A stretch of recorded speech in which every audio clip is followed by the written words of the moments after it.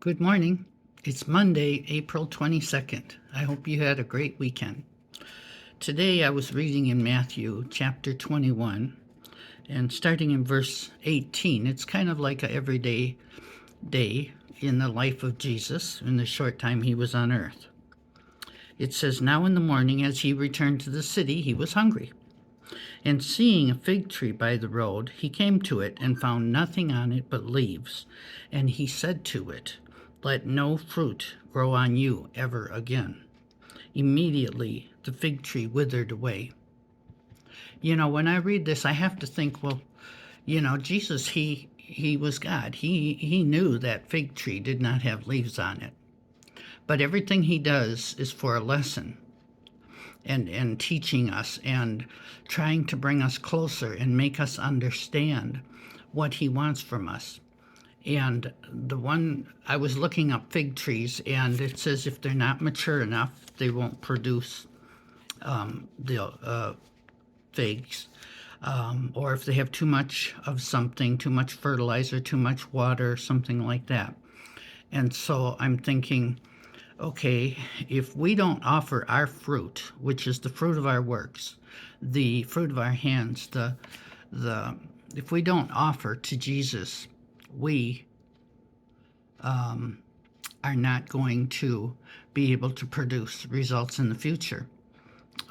In fact, he might even say, well, if you're of no use to me.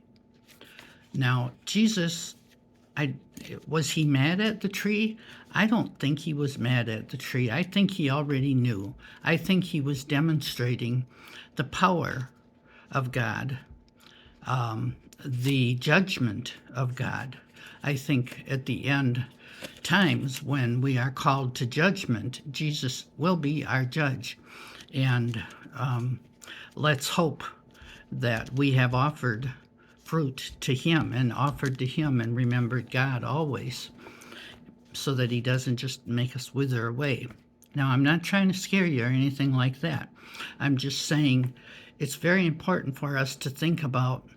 We think about ourselves, and we think about other people, and we think about our jobs, and we think about the groceries and all that. But do we think about offering anything to Jesus? What are you offering up to God?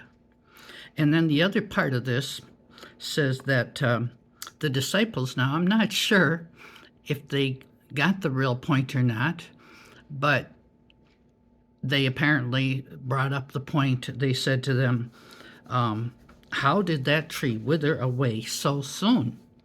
They must have not been with Jesus long enough to know that. And he said to them, "Assuredly, I say to you, if you have faith and do not doubt, you will not only do what was done to the fig tree, but also if you'll say to this mountain, be removed and cast into the sea, and it will be done. And whatever things you ask in prayer, believing, you will receive." So Jesus took this lesson for them and for us and said, first of all, we have to have faith.